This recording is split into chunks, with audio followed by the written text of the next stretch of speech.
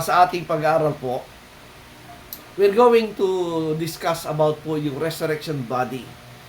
To some, this is medyo mahirap maunawaan, mahirap paniwalaan. Yan ang problema po kasi. When you came to a point na maraming laman ng ating isipan, marami tayong natutunan sa ating mga past studies, sa ating association sa mga religion, sa association sa different groups, na maraming na-input sa ating kaisipan, sometimes napakahirap po talagang palitan at baguhin yung laman ng isip ng tao. Well, normal naman po yan when you study the Bible, ganun din po yung mga Hudyo nung panahon na yon. Kaya nang dumating po yung Panginoon Kristo, hindi rin po nila maintindihan at hindi nila mapaniwalaan since nga for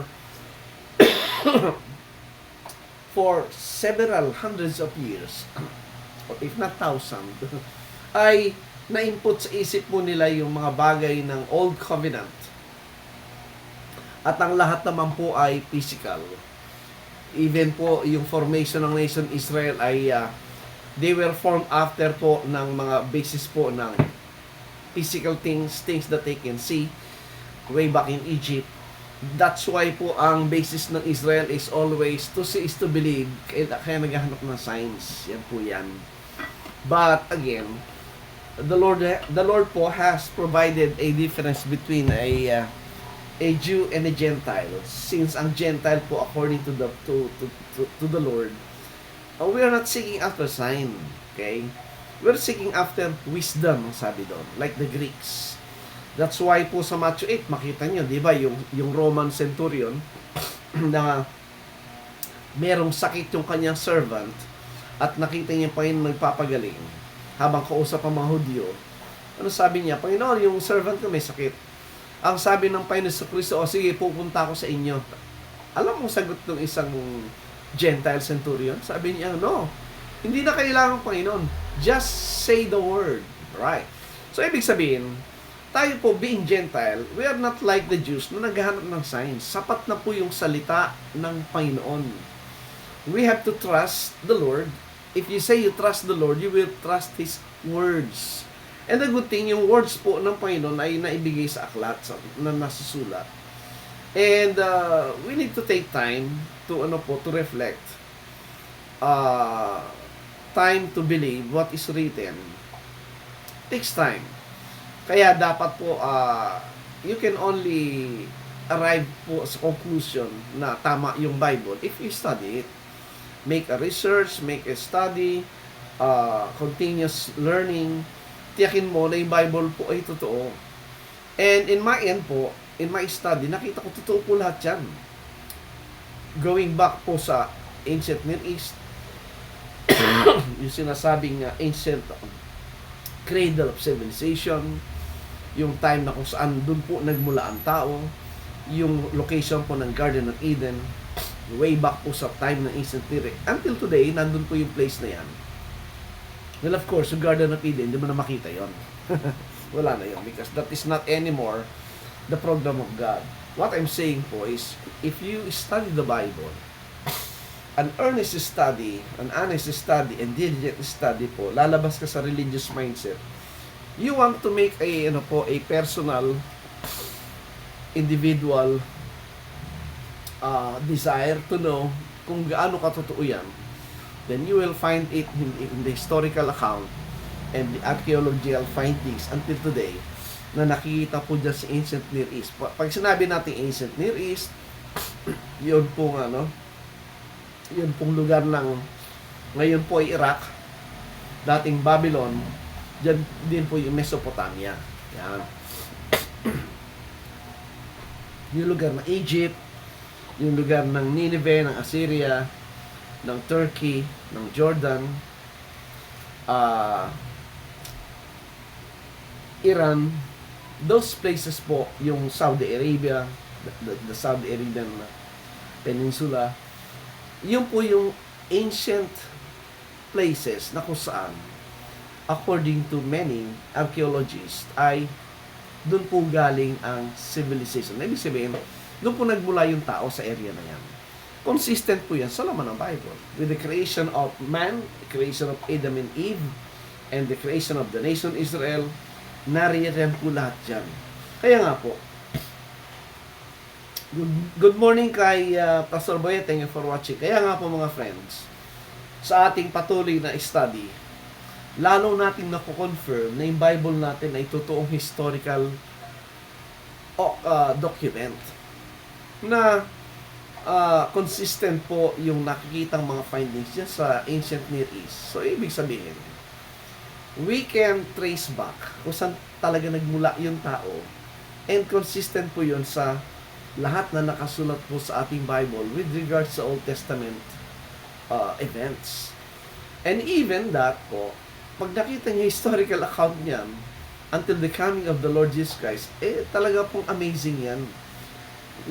Ang Bible po natin, nasusulat yan with the intention of God to show what is the nation Israel, what's going to happen to them, ano yung instruction binigay sa kanila, its beginning and its end, and of course, the giving ng Old Covenant and the coming ng New Covenant, na pinakita lahat ang changes from the earthly to heavenly, from physical things to heavenly things. Yeah, ngayon, in our appreciation po ng resurrection, okay, we have learned, as I have taught po for many times, na ang traditional belief ng intermediate state ng mga namatay ay wala pong katotohanan yon. In the Old Testament, there can be no single person na merong eternal life. From the days of Adam po, yung lahat ng access dun sa tree of life, the only way na magkaroon ng eternal life yung tao in the Old Testament ay nahadlangan po yun. Even Adam himself, hindi po nakatanggap nun. That's why, how can you insert a teaching na merong intermediate state? Ibig sabihin, pag namatay yung tao, merong daw siyang eternal life, yung immortality of the soul, kaya merong hell, merong paradise sa ilalim ng lupa. Yun po yung lahat na invention po, man's invention po talaga yon. That when you read the scriptures po ng Old Testament, wala po, there's no such things like that. Going back po kay Adam, ang sinabi lang ng Diyos kay Adam, from dust to dust, babalik lang siya sa dust. Pag binasa mo yung kay Job, ganun din sinasabi. Kay Solomon, ganun din na sinasabi. All throughout the scriptures, yung po sinasabi na yung tao po pag namatay, babalik sa dust and gone. It's gone. Excuse me po. Kaya po, yung mga mananampalataya in the Old Testament, their only hope is resurrection. Okay? They're waiting and hoping for resurrection while they are in the ground sa grave. And here comes the Lord Jesus Christ. Now, He's the only one who offered, and He's the only one na nagsabing siya yung resurrection. And in the scriptures, makita natin, the only time that ang immortality at ang eternal life ay dumating is with the coming of the Lord Jesus Christ. When you read po yung 1 Timothy 6, sinabi ron, siya lang po ang nagtataglay ng immortality. No one in the Old Testament na merong immortality. Yung immortality of the soul that is widely believed by many professing Christians, hindi po nila nakita na ito'y pagan belief. At this was promoted and known proponent po si Plato. Yung immortality of the soul, ang known po na nag-promote talaga yun ay si Plato. And si Plato po, galing po yun sa Gnosticism, yung belief ng philosophy ng Gnosticism. It's not biblical. That's why you cannot find a single passage sa Old Testament na merong life after death. Wala po. The wrong connotation po makita yung kay Elijah at kay Enoch. Hindi naman po sinabing yun, buhay sa langit. Dahil mag-contradict sinabi ng Panginoon sa John 3:30 niya na wala pa umakyat sa heaven. Siya lang. Alright? At siya lang po yung entrance, siya lamang po yung pattern, ang lahat po ang preeminence na kay Jesus Christ. So with that po, makita natin, ang resurrection po ang main issue among the Jewish people because they knew that's the only time they could stand and to be with God sa time nila. So, By the coming of the Lord Jesus Christ, now we'll find this one very interesting because when He said that He is the resurrection and the life, sinabi po niya kay Martha na sinabing naghihintay siya ng resurrection in the last days. And I tell you people, sa ating study po, to be consistent, yung sinabi ni Martha, ang resurrection na in the last days, totoo po yun. And the coming of Christ is already the last days. The Messianic ministry, from the time po na ministry ni Christ hanggang 70 AD, yan na po yung last days. From 27, nag-start po yung ministry ng Panginoon. By 30 AD, namatay po siya sa cross, but He got resurrected. The whole of the ministry po until 70 AD. You have, in the Bible po, that's already the last days toward the end. Not of the planetary world na pinagkakamalian ng ating mga futurists and dispensationalist friend na dating galing po tayo dun eh. But when we came to a point na naniwala talaga tayo sa nakasulat sa Bible, pinalitan po natin yan. Mas pinaniwalaan po natin na nakasulat sa Bible and find things po na ngayon very consistent po yung ating study, yung ating understanding sa Bible because nga we believe the scriptures. Now, we get to the point na ang promise ng resurrection ay sinasabi natin, mga friends, na we have to understand na yung resurrection po ay sa Bible po merong dalawang point. One is the physical resurrection and one is the spiritual resurrection. Kaya nga, ang ating dapat establish is ano ba yung klase ng kamatayan na tinukoy po from the days of Adam? Yan. Of course, pag na-establish mo yung uri ng kamatayan mula kay Adam, madali na pong maintindihan anong klaseng resurrection ang dala ng Panginoon sa Kristo. Being the second Adam, being the last Adam. Right? So, we have established that sa ating past studies na yung uri ng kamatayan na tinanggap ni Adam because he violated the commandment of God not to take the knowledge of God, the good and evil, doesn't concern po yung physical death. Sabi kasi ng ating mga dispensationalists and futurist friend, excuse me po, dumating daw po yung physical death nung magkasala sa Adam. Yun din po yung dati natin inanghawakan. Alam po niyo mga kaibigan, we are living in a very blessed moment ng ating buhay with the advent po ng internet. Nagkaroon tayo na access to an unlimited resources of information, mga documents, historical documents, mga teaching of some other brethren na ngayon ay available kung ikaw ay may cellphone, may laptop, meron kang internet, may wifi ka, madali na maka-access. The only thing na hindi talaga maintindihan ng marami because saradong isipan at tamad mag-aral kasi tama na sa kanila yung alam nila. That's not the right attitude po na isang mananampalataya. Dapat magkaroon tayo ng hunger, magkaroon tayo ng desire to grow more sa ating understanding, to dig deeper, to reach the highest level ng understanding which is available po in our time. Well, depende yan sa iyong heart. Okay? Depende yan sa iyong mindset. Kung ang mindset mo ay friendship, kung ang mindset mo ay grouping, magtaliwan ng grupo, kung ang mindset mo ay, ay hindi ayon sa hindi ayon sa paghanap ng katotohanan, talagang you will never learn and you will never grow. Sa mga friends natin, paikot-ikot lang sa dati nilang alam. Paikot-ikot lang. Ayaw nang mag-explore. Kung maliwanag pong nababasa sa Bible ang isang bagay, you cannot ignore and you cannot discount that. Kasi, yun po yung sinasabi mismo ng Bible na although, lihis sa yung alam, lihis sa yung natutunan, but you have to consider it with an open mind and a prayerful heart. Alin ba yung totoo? When you start to ask those things, ipapakita ng Diyos yan. But, when the time you've seen the truth, mamimili ka. Mamimili ka between friends, between personal gains. Yeah.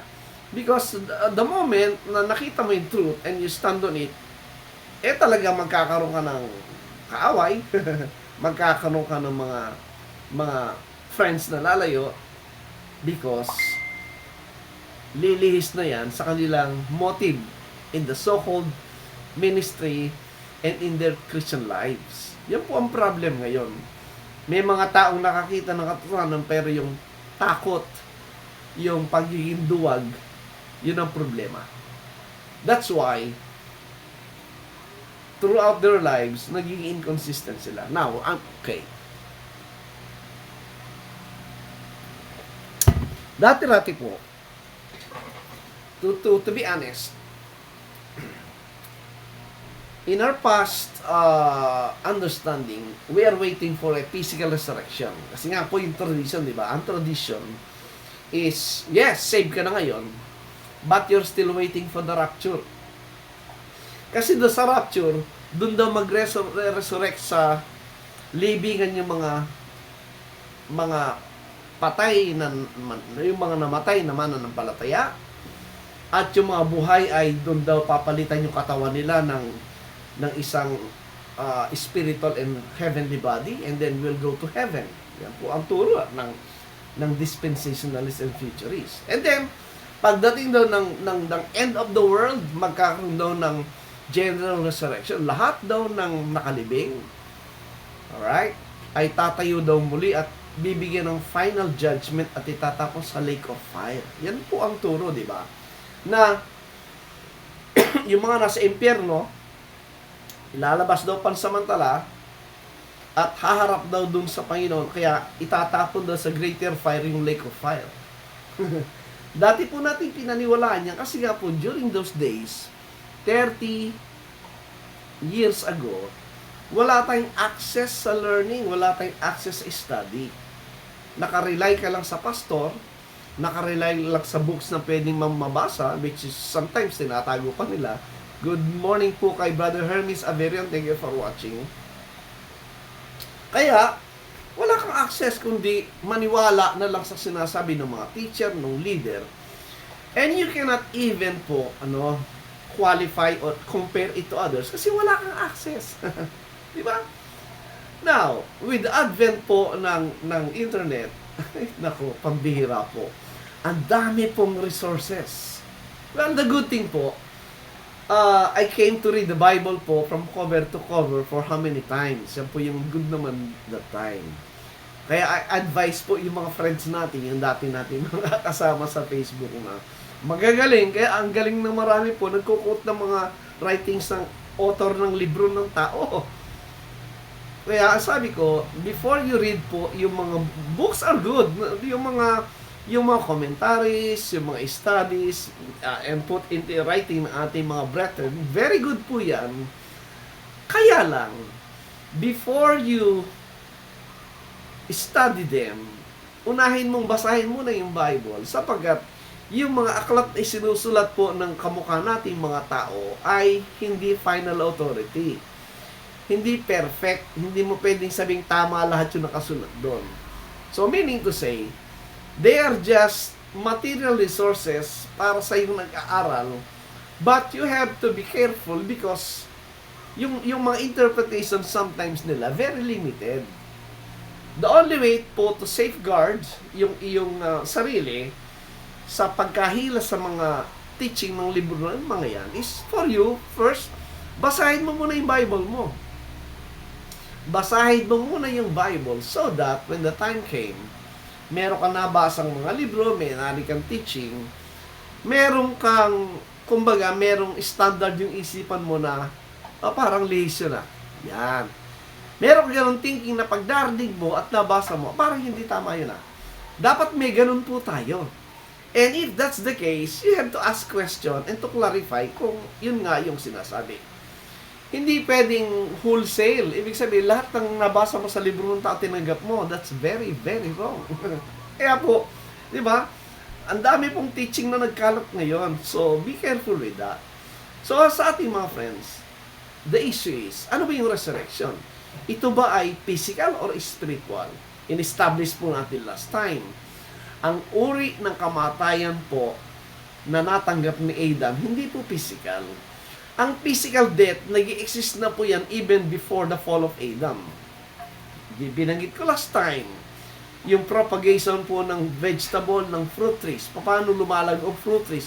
According to the Lord, except a corn dies, ang sabi, it abideth alone. So, ibig sabihin, yung process po ng paglago ng mga halaman ay meron pong element ng death bago dumami yung halaman. Pag magsasaka ka, alam niyo po yan, di ba? Ganon din po yung creation ng mga hayop. Yung mga carnivorous. Pag sinabing carnivorous, these are the animals na kinakain po karne. Before the fall of Adam, yung design po ng ngipin nila, which was designed by God, matatalin na na merong pangil-ibig sa ika nga. Ito po yung mga carnivores. Lahat po ng hayop na kumakain ng karne, tingnan yung ngipin nila. Merong mga pangil, sharp teeth. Design yan para pumunit ng laman. Kaya sa Psalm 104, if you will read that, pinakita doon, yung pagkain ng lion, ang sabi niya, which is a predator, naghaharap ng prey, at ang sabi niya, yung pagkain niya galing sa Diyos. God provided some animals to be prey, pagkain nitong mga predators. God provided. So, ibig sabihin, even before the fall of Adam, meron ng existing na element ng kamatayan sa plants at sa hayop. Sa environment, meron ng death yan. So, kaya hindi mo pwedeng sabihin ang physical death dumating lang sa time na Adam. That's very, very wrong. And, of course, pag nakita natin ng scriptural evidence, ano ba yung source ng death na sinabi ng Diyos kay Adam? Di ba sabi niya yung knowledge of good and evil, di ba? Saan ka nakakita na yung bunga kinain mo, ang tawag ay fruit of the knowledge of good and evil? Again po, when we read the scriptures, especially in the Old Testament, we have to consider po yung language na ginagamit. Of all the statement, the sentences, the pronouncement in the Old Testament, you have to consider that it was given in a metaphorical manner using signs and symbols. Pag sinabing knowledge of good and evil, it cannot be a literal fruit na halaman kinakain mo, because pagka literal mo ang prutas at kinain mo literally, ano makikinabang? Yung isip ba o yung tiyan? Yan sabi po doon, knowledge of good and evil. The tree of the knowledge of good and evil. So, pag sinabing knowledge, isip po yon. So, therefore, yung halaman na tinutukoy doon, hindi po literal na halaman na puno o prutas yon. It talks about teaching. It talks about doctrine. It talks about thoughts, imaginations, words. So, pag sinabing knowledge of good and evil, common sense, sino magsasabi ng good and evil? How can you classify good and evil? How? Sino magsasabi? Hindi ba yung law? Pag naririyan po ang isang law, ang kautusan, yung batas, siya ang nagde-determine which one is good and which one is evil. Yan po yan. At very clear po yan, mga friends. Nang pumasok sa kaisipan ni Adam yung law, just like sinabi ni Paul sa Romans 7:9, sabi niya, I am alive without the law once I am alive, sabi niya. But when the commandment came, sin revived and I died. Sa ating study, yung pong sin, the singular sin refers to what? To the flesh. At ang flesh po, with the presence of the law sa kanyang isipan, nagmumultiply po ng maraming sins. And there comes po yung death. The knowledge of good and evil, ang sabi sa Genesis 3, it was a temptation by the serpent. And by the way, when you talk of the serpent, it's still under study. It cannot be a literal serpent. Okay? In our study ng Genesis, creation account, very clear na po yan. Yung mga beasts, yung mga fishes, yung animals represent the Gentiles in prophecy, and man represents the nation Israel. Alright. Man represents po si Adam, and the beasts are representing the people at that time outside of the garden. So, in that sense po, makita natin, the kind of death na sinabi po doon is spiritual death. Again, pinakita rin po natin sa Hosea chapter 6 and Hosea 11 o Hosea 13 na yung kalagayan po ng nation Israel na sinabing sila'y patay at nangangailangan ng resurrection ay hindi po physical. It talks about the spiritual condition of that nation Israel to be resurrected. And that happened po, nandito na tayo sa point, dumating na yung time of resurrection, which is the coming of the Lord Jesus Christ. Tandaan po natin mga friends, na yung Bible po was written primarily addressing the nation Israel. All the promises po was given to Abraham and it was intended for the nation Israel. Right. The same thing po, yung promises kay Christ na sinabi, intended po din yan primarily offered dun sa covenant nation Israel. Tayo mga Gentiles, right? Tayo mga Gentiles, way back then, remain a mystery. Ano yung part ng Gentiles? If you're going to read the Old Testament, Gentiles were considered as unclean. Walang part sa covenant. We are not a party sa covenant ni Moses. Ang tawag sa atin ay foreigner, strangers, na tayo lumalapit sa Diyos. We don't have any part po doon sa blessing ng covenant nila unless you join the nation Israel as a proselyte. Okay? So, when the Lord Jesus Christ came, yung kanyang covenant, the new covenant which speaks of the heavenly things, ay offered again sa nation Israel yung coming niya. But then, kaya nga si Paul po, di ba? Yung 12 apostles were given the commission na ang kausapin lang ay yung lang lost house of Israel. Wala tayong Gentiles. But when the proper time came, God called a special person who is the Apostle Paul. Yan.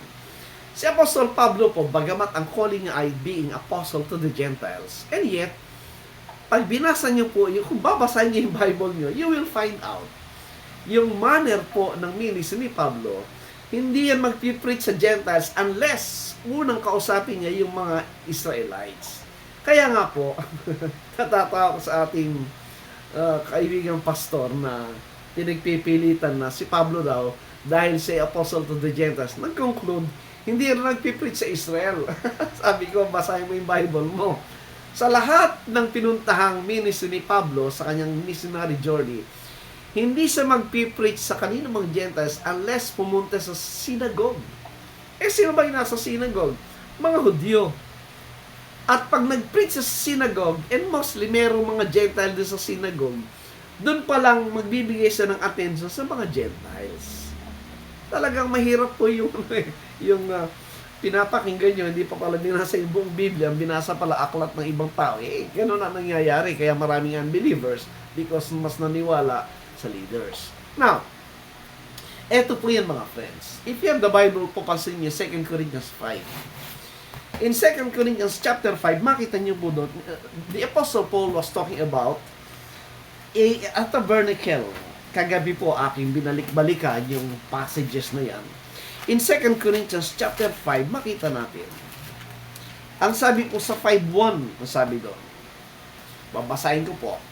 Ang sabi ng 5:1, for we know that if our earthly house of this tabernacle were dissolved, we have a building of God, an house not made with hands, eternal in the heavens. Now, among the teachers po ng resurrection within the full preterist view, meron pong dalawang view dyan.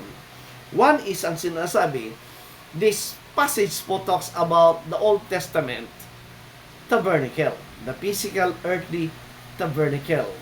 Right? So, ang tinutukoy dito, ang sabi niya is the body of the Old Testament Jewish people is talking about yung tabernacle that will soon be dissolved. the temple in the time po nung sinulat ang Corinthians, nakatayo pa po kasi yung Old Covenant Temple. Alright, ngayon, ang sabi, pag na-dissolve na yung temple na yan, ang sabi, meron tayong building of God. Okay, dinala nila yung building of God sa temple of God, which is heavenly. Alright? An house not made with hands, yun po mahalaga yun. An house not made with hands, practically, binibigay po yung difference or classification ng physical temple which was made by hands. Panahon ni Moses, gumawa ng tabernacle. Panahon ni Solomon, ginawa ng tao po yung temple dun sa instruction na nakuha ni Moses. So, physical po yun. Pag sinabing, an house not made with hands, yan po ay spiritual. Yan po ay heavenly. Yun po yung contrast doon, yung pinapakitang contrast nung made without hands. Nung sabi ka, eternal in the heavens. That is why, to my study, comparing po yung view nga na ito na yung physical temple at saka yung heavenly temple na tinutukoy na paparating sa time po na isinusulat ang Corinthians. Sa aking pong palagay, sa aking study, hindi naman pwedeng i-separate yan. Why? Kung ang thinking naman is about the physical body ay pwede naman pong siya'y associated din doon sa old temple, which is the physical old covenant temple. Good morning po kay Ma'am Sarah. Thank you for watching. Okay? And if this body po ay ma-dissolve na nga, mawala na ang sabi, ay meron naman tayong building of God. Yan po. Pansinin niyo po yung difference ng tabernacle at saka ng building. Ang tabernacle po ay like tent, temporary po yan. Pero pag sinabing building, yan po ay permanent structure. Hindi, pag tabernacle or tent, pwede pong galawin yan, pwedeng ilipat-lipat yan. Pero yung building po, ay hindi na. Kasi magbubuhay ka ng pundasyon, maglalagay ka na ng bakal, magbubuhos ng semento, permanent structure na po yung building. At ang sabi dito, yung building of God, it is a house not made with hands, eternal in the heavens. So therefore, mga friends, whatever it is, kung yan nga ay incorporate body ng Old at saka New Covenant, the Old Testament temple and the New Covenant temple, wala pong pinagkaiba yun, mga friends. For me, pareho siya. Kaya hindi tayo maliligaw sa unawa nito with the understanding of what is written with the house of God, with the house of men. The earthly house of God in the Old Testament is the tabernacle. Sometimes bababa yung presence ng Diyos sa tabernacle or temple in that sense. And mag-withdraw yan at a time. Pero, in the New Covenant, the dwelling house of God is already permanent. And that's us. Kaya pag sinabing building of God, for me po, it talks about an individual dwelling house of God. Tingnan niyo po, kagabi po kinumpare ko to sa aking study. Doon po sa Ephesians 2, pansinin niyo. In Ephesians chapter 2, verse 19, pansinin niyo po yung 19. Pinakita po dito yung kalagayan ng Gentiles sa ating mga IO friends, yung mga Israel-only friends. Do your work. Kasi sa mga IO, mga Israel-only na nagsasabing ang sangkap lang po sa Diyos ay yun lang po mga Israel. Tayo daw mga Gentiles, we don't need salvation. Wala raw tayong salvation na tinutukoy.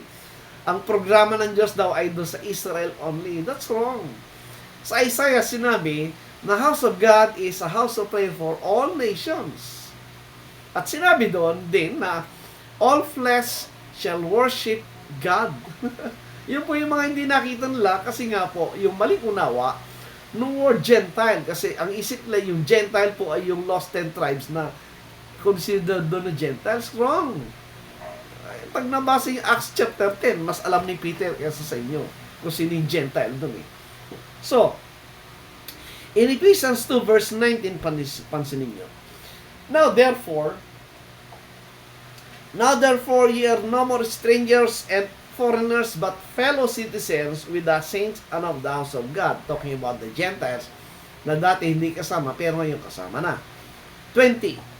And are built upon the foundation of the apostles and prophets, Jesus Christ Himself being the chief cornerstone. Pansinin nyo, and are built, ang sabi, during the Messianic ministry, during the Acts period, until the 70 AD period account, ay it was still in the construction time. Ibig sabihin, the temple, the body of Christ, was then still being constructed. How? By the preaching of the apostles, by the preaching of the believers at that time, habang may nadagdag yung mga Hudyo. Tandaan niyo, ang unang mga member, ang mga unang nakarinig ng gospel ay mga Hudyo. Until later, they were joined by Gentiles during their time, during the Acts ministry. Jew and Gentiles became one. Became that one new creature na mabasa natin sa Ephesians 2. Nawala na yung distinction, di ba? So, it is being under construction during the time. Kamukha po, kaya nga po, yung promise sa mga apostle, di ba? Mamaya, babasahin natin yun. Pero dito muna tayo. Sa 20, and are built upon the foundation of the apostles and prophets, Jesus Christ being the chief cornerstone. The chief cornerstone is the Lord Jesus Christ that was laid down kailan? Nung sa ipinako sa cross. Nung siya'y namatay, inilibing, at siya'y nabuhay na maguli. Sa kanyang resurrection, doon na po nabuo, doon na po na-build yung house of God, the church. Alright? And then later joined by the foundation with who? The prophets and the apostles and the believers themselves during the time. You have the cornerstone, you have the foundation, and everyone on top of it are the believers na idinadagdag do sa house of God sa time ng construction ng church, ng body of Christ at that time, the temple. Okay, pansinin niyo yung verse 21. Sabi, in whom all the building, dito po makita natin na meron talagang individual spiritual body ang bawat manampalataya. Bakit ang sabi niya, in whom, in Christ, all the building. Pag sinabing all the building, hindi isa yon. Yung all, marami. Yung all the building, sino all the building? Yung mga believers, yung mga mananampalataya. Therefore, we have an individual body. And each one of us ay tinawag na building. In whom all the building fitly framed together groweth, sabi niya, unto an holy temple in the Lord. Verse 22. In whom also, in Christ, He also are, plural, individual application, builded together for an habitation of God through the Spirit. Ano yung sabihin? In Christ, kayo rin naman ay itinatag, sabi niya, na magkakasama bilang tahanan ng Diyos sa pamamagitan ng Espiritu. Ano ibig sabihin? Ang ibig sabihin, ang bawat mananampalataya ay individually, in one body, ay merong spiritual, individual body. Kailan nag-umpisa yan? Remember, paano ka ba na in Christ? Hindi ba sabi na 1 Corinthians 4:15 ang sabi, I have begotten you through the gospel. Ano pa? Every in Christ who received the word of life, who received the seed of life, which is the gospel, anong mangyayari? You will be born in the Spirit. When you're born in the Spirit, ano mangyayari? You became what? Ang sabi ng 1 Peter is babies in Christ. So, bagong silang. Meron kang individual identification which is in Christ. Right. So, kaya nga po, di ba sa ating study, makita natin, meron tayong, tingnan niyo po yung 2 Corinthians 4:16. Sa isang mananampalataya, in 2 Corinthians 4:16, sa mga kamukha natin nag-aral po ng Gospel of Christ, hindi na mahirap maintindihan ito. Ayan. In 2 Corinthians 4:16, ang isang mananampalataya, meron po siyang dalawang tao. Ang sabi, for which cause we faint not, but though our outward man perish, yet the inward man, sabi niya, is renewed day by day. So, ang isang mananampalataya, tingnan nyo. Meron tayong outward man. Ano yung outward man? Itong flesh. Pero, the moment you believe the gospel of Christ, merong pumasok na buhay at nagkaroon ng bagong tao sa loob. Yung bagong silang, ang sabi niya, until it grows. Pero ang tawag sa kanya, inward man. Kung meron kang physical body, separate yung inward man sa'yo, meron ding body, kaya lang ay spiritual. Makita natin mamaya yan. Di ba? Di ba ang sabi rin ng Ephesians 4? Tingnan natin. Ephesians 4:22.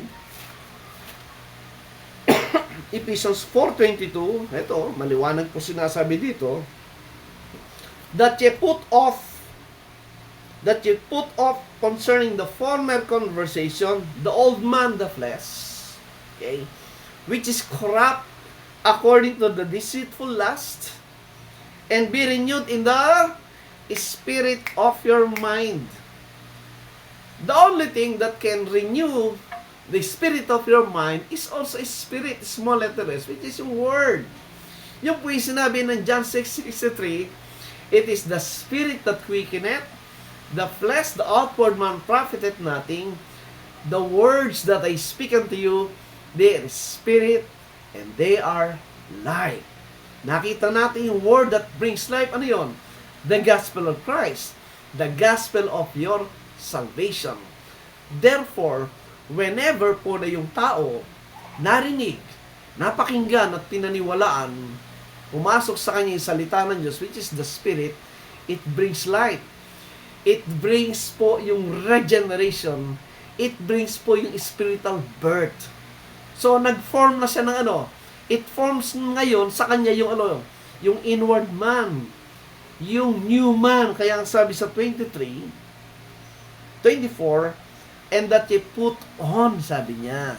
And that you put on the new man, which after God is created.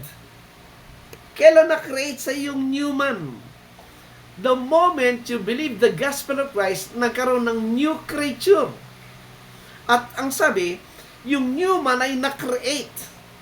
That new man was created, sabi niya, after God is created in righteousness and true holiness. Ano ibig sabihin?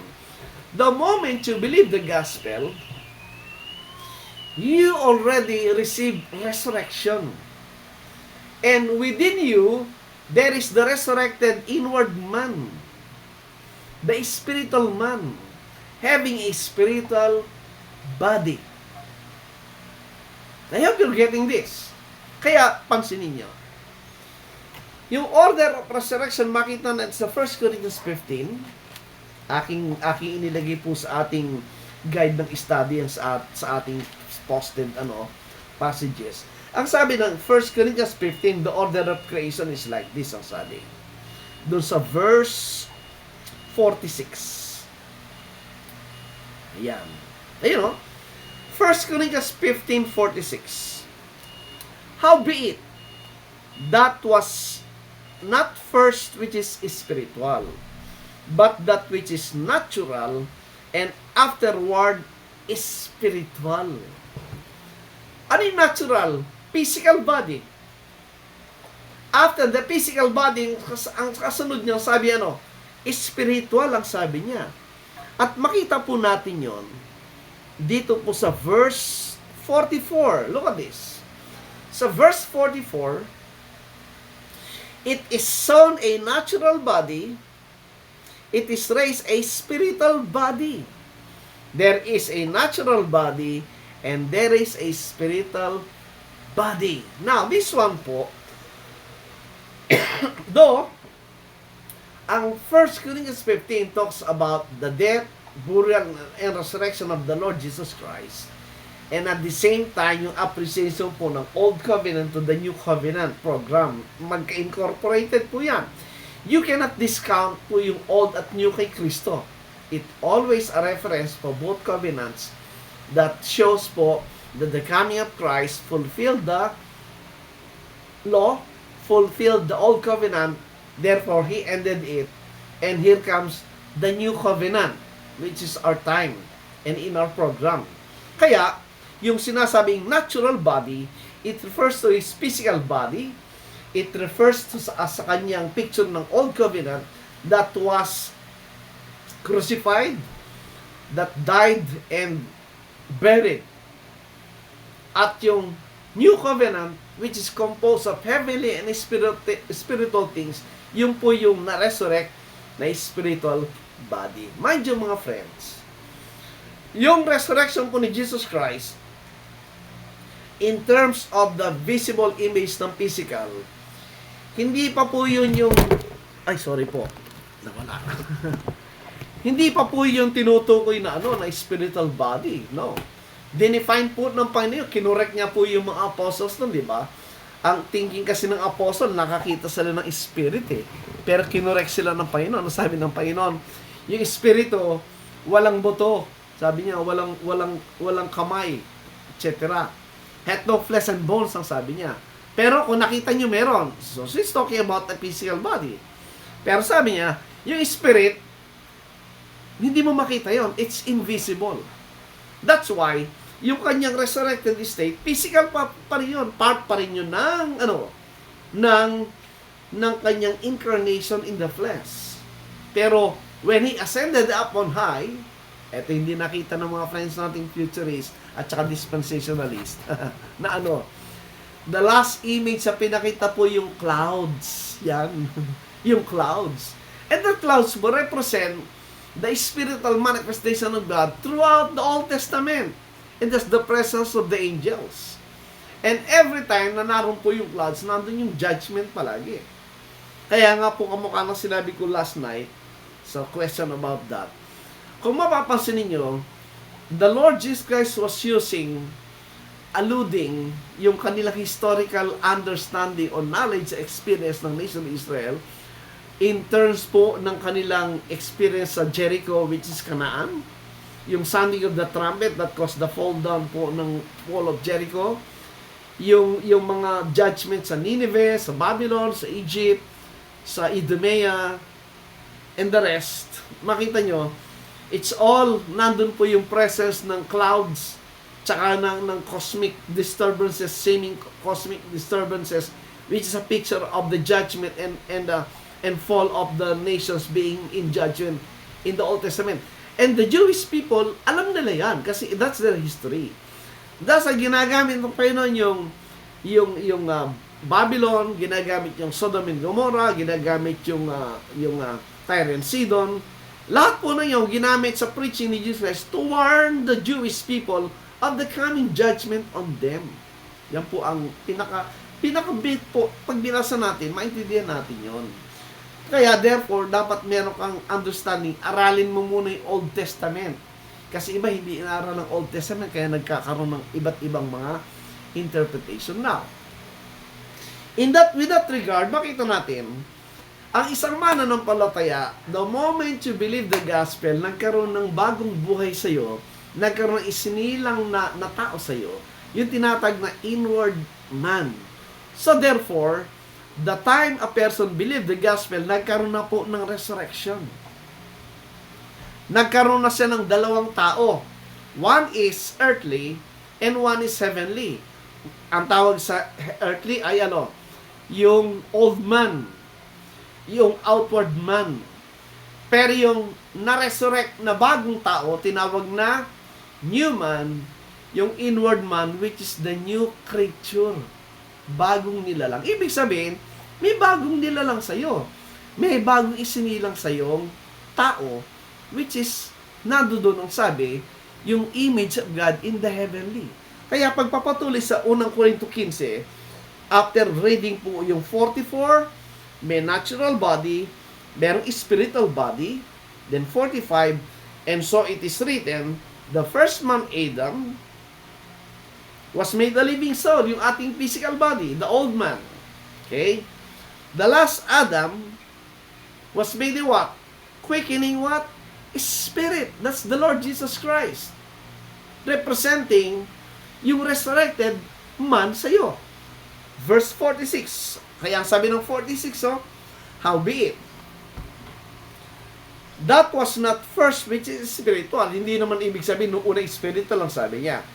But that which is natural, yung unang physical muna, the first Adam, and afterward that which is spiritual, the second Adam, which is the Lord Jesus Christ. So, dalawa. Una, physical, pero once you're now in Christ, meron ka ng spiritual man, the spiritual body na tinutukoy niya. Verse 47. The first man is of the earth, earthy. Yung flesh natin, mula kay Adam, under the old covenant, earthy, makalupa. Okay? The second man is the Lord from heaven. But the second man, which is the Lord Jesus Christ, wherein you're now in Christ, is from heaven. Therefore, ang sabi sa 48, and as is the earthy, such are they also that are earthy. Yung ating physical body that came from Adam, ang sinasabi, which is earthy, makalupa talaga yan. Yan po yung natural, yung physical body, the old man, right? Pero sabi niya, and as is the heavenly, such are they also that are heavenly. Those now who are now in Christ, ang sabi, heavenly na sila. Makalangit na sila. Therefore, they are what? They are not anymore in the physical form. They are now in the spiritual form. Lahat ng nakay in Christ is not anymore in the physical form, but in the spiritual body. Next pa ang sabi niya. 49.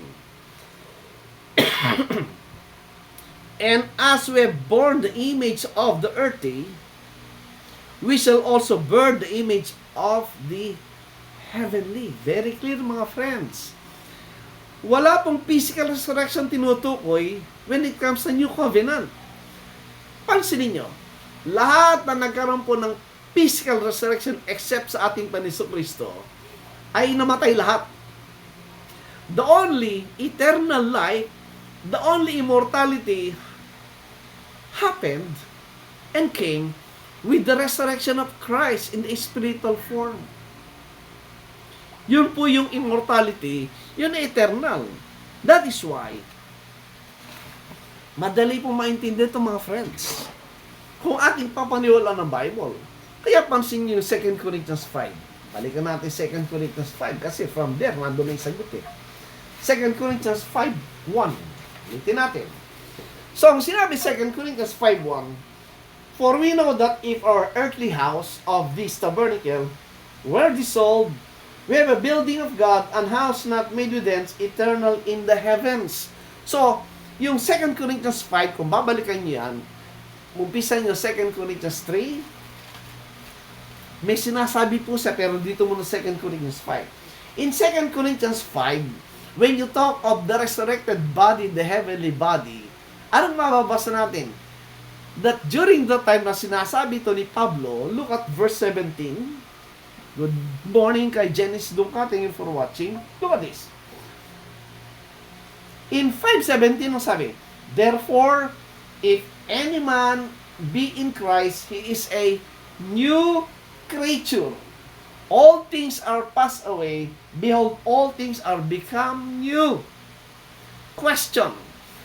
Kailan siya naging new creature. Kailan nagkaroon ng new creation ang isang tao? Di ba the moment you believe, you were what? You were begotten, ang sabi ni Paul.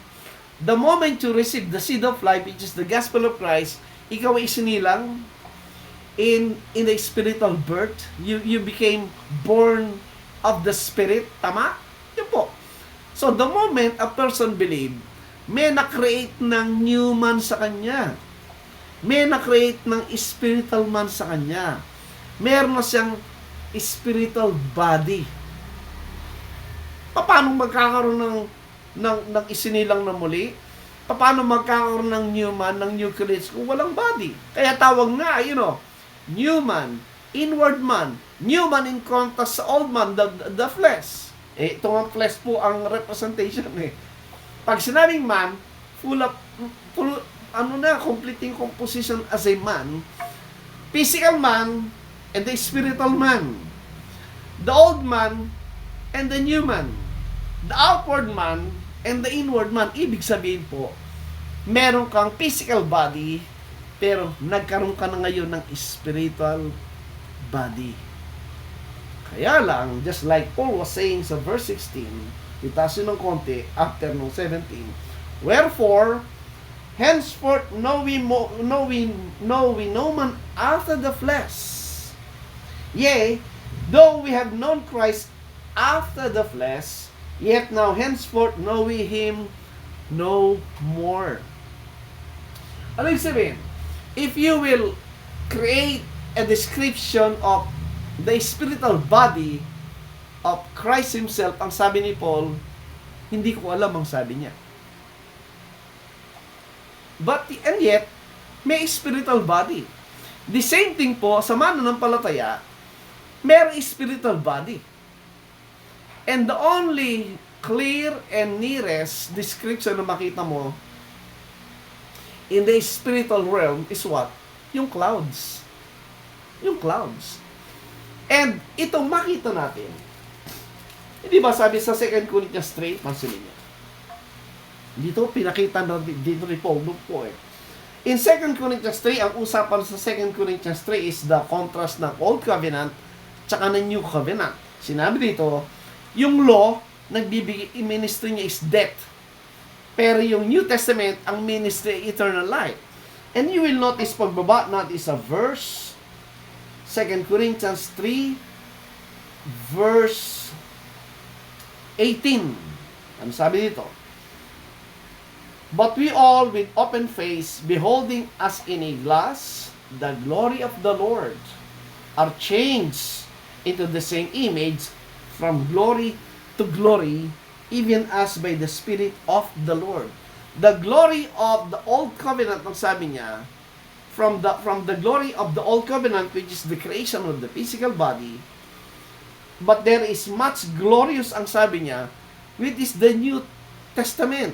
Dito po yun sa verse 2 Corinthians 3 verse 7, sabi niya, but if the ministration of the death written and engraven in stones were glorious, yes, so that the children of Israel could not steadfastly behold the face of Moses for the glory of his countenance, which glory was to be done away. 8. How shall not the ministration of the Spirit be rather glorious? For of the ministration of the condemnation be glory, much more that the ministration of righteousness exceed in glory. From the Old Covenant, on the physical aspect, as it is glory. But when it comes to the heavenly and spiritual aspect, it is more glorious. Beholding in open face, ang sabi niya, the Lord Himself from glory to glory. From the physical aspect to the spiritual aspect. That's why, mga friends, we will continue this later on. In effect, ito po i-follow up ng ating understanding ng temple of God. Every believer is the temple of God. Meaning, from the physical temple of Old Covenant, which is confined lang sa Jerusalem, but now, as we have studied sa John chapter 4, the temple of God multiplied Hindi na siya confined sa isang physical building, pero siya ngayon nag-multiply to every believer. Meaning, every believer is a temple of God. Every believer is now the dwelling house of God. Every believer has now that spiritual body, which is in this physical body. So, isang mananampalataya, meron siyang dalawang tao. The outward man and the inward man. Anong ibig sabihin? Ang ibig sabihin, mga friends, we now possess the resurrected heavenly spiritual body. It's not visible. Diba? Ang sabi na Ephesians 2:1, and you hath he quickened. And you hath he quickened, sabi niya, who were dead in trespasses and sins, ang sabi niya. But now, ang sabi niya, basahin ko, Ephesians 2:1, and you hath he quickened, who were dead in trespasses and sins. Ang sabi niya, ikaw na dating na dating patay, hanapin ko po yung yung bilingual natin. The bilingual Bible. Yan, ang sabi ng Ephesians 2:1 po. Tagayin niyo pong konti, to, Sabado naman. Ang sabi ni Ephesians 2:1. Sa Tagalog po, at kayo'y binuhay niya. O, tandaan nyo, yung pagbuhay po, hindi future. Yun ay present event at experience ng mananampalataya. At kayo'y binuhay niya nang kayo'y mga patay. Anong klaseng patay? Hindi po physical. Spiritual death yan. Dahil sa inyong mga pagsalangsang at mga kasalanan. There is sins and trespasses because in your mind is still the law. But when your mind is now fully grasped the gospel of Christ, makita mo, wala na yung law. Wala na yung death. Lahat ng sins may forgiveness na because sin was already buried and the law has already gone away, di ba? Therefore, you're now quickened. Binuhay ka na niyan, sabi niya. O, verse 5, 2:5. Sa King James, even when we were dead in sins, past tense, patay ka, hath quickened us together with Christ, by grace are ye saved. Ano sabi sa Tagalog? Bagamat tayo mga patay dahil sa ating mga kasalanan, yan po ang kalagayan ng taong wala kay Kristo, tayo'y binuhay na kalakip ni Kristo. Hindi bubuhayin po. Ang sabi ay binuhay na nakalakip ni Kristo. Sa pamamagitan ng biyaya, kayo'y nangaligtas. Pansin niyo po yung mga tenses, oh. Hindi future yan. It was given in the past tense, in the present understanding and position and belief ng mga believers. Verse 6. Ano sabi ng 6? And hath raised us up together. Again, hindi po yung future, past tense, may ed, oh. And made us sit, again, past tense, together in heavenly places in Christ Jesus. Tagalog. At tayo ibinangon kalakip niya. Hindi po future yan. Hindi sinabing ibabangon. Ibinangon ka na. Ano pa? At pinaupong kasama niya sa kasangkalitan. Hindi sinabing pauupuin. Ang sabi ay pinaupo ka na niya. Nakasama ni Kristo sa sangkalitan, kalangitan. Kaliwanag po ng mga talata ng Biblia, mga kaibigan. Ang nagpapalabo lang dyan ay yung idea ng tao na hindi naniniwala sinabi ni Kristo, dinadala yung mga bagay na sa future na hindi mo alam kung kailan. Yung mga nagsasabing malapit na, iba patay na, hindi pa dumating yung kanilang hinihintay na sinasabi. Isa pa po, Colossians 3:1. Ang ganda pong basahin nito, mga kaibigan. Colossians 3:1, tinan nyo.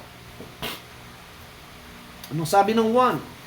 Sa King James, if ye then be risen with Christ, seek those things which are above, where Christ seated on the right hand of God. Anong sabi niya sa Tagalog? Kung kayo nga'y muling binuhay na kalakip ni Kristo, o hindi sinabing bubuhayin pa lang. Ang sabi, kinu-qualify po yung kausap, kung kayo nga'y muling binuhay na kalakip ni Kristo. Sabi niya, ano yung kanyang proof? Ay hanapin ninyo ang mga bagay na nasa itaas na kinaroroon ni Kristo na nakaupo sa kanan ng Diyos. Bilang katibayan na ikaw nga ay nabuhay na maguli, ang kaisipan mo ngayon ay nasa bagay ng langit, ang sabi niya. Ito po yun. Ay sabi sa 2, set your affection on things above, not on things on the earth. Ilagak ninyo inyong pag-iisip sa mga bagay na nangasa itaas, sa mga bagay ng langit spiritual. Huwag sa mga bagay na nangasa ibabaw ng lupa.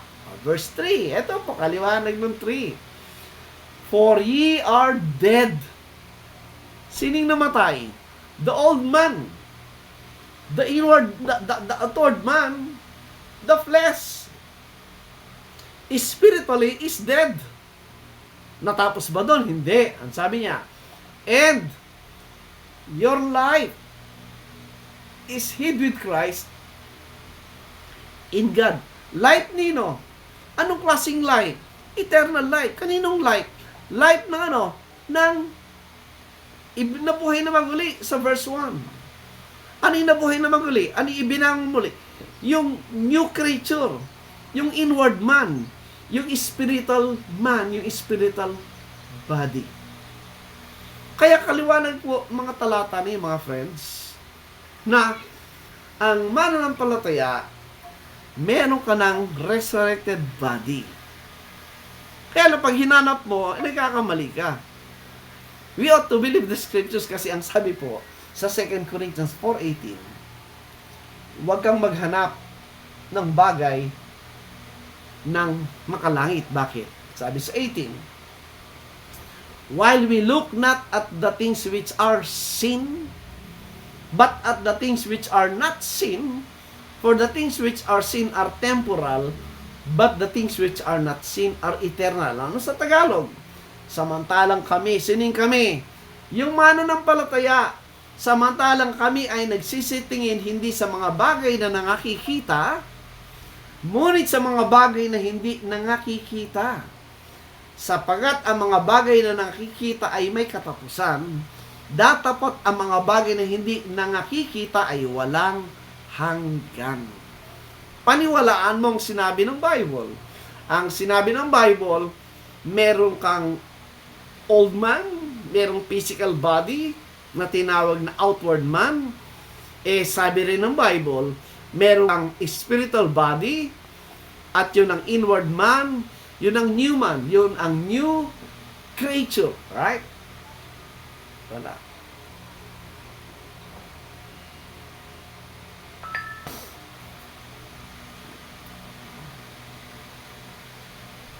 Okay, sorry po, nawala. So mga friends, atin pong patulin aralin yan. In connect po yan sa ating study ng Temple of God. Ibig sabihin po, hindi ka maghihintay ng panahon na babawang sa muli yung katawan sa libingan at nung karang magkaroon ng resurrected body. No, mali po yun. Meron na po tayong resurrected body the moment we believe the gospel. Meron ng new creature, may bagong tao na sa iyo, at yung po yung spiritual man, yung po yung heavenly people of God, yung po yung resurrected body that you have in Christ. So again, thank you so much po mga friends. If you have any question, just type in the question and we'll try to answer them. So have a good day po. Today is Saturday, Sunday bukas. Let's enjoy everything in our life na ating binigay ng Panginoon. So again, thank you so much. Let's close po sa panalangin. Ama, maraming salamat sa biyaya at buhay. For the truth that you are manifesting, revealing to us according to your scriptures. Maraming salamat, Panginoon. This gives us comfort and blessing po sa aming lahat. Thank you so God in the precious name of our Lord and Savior Jesus Christ. Amen. Thank you po. Thank you for watching.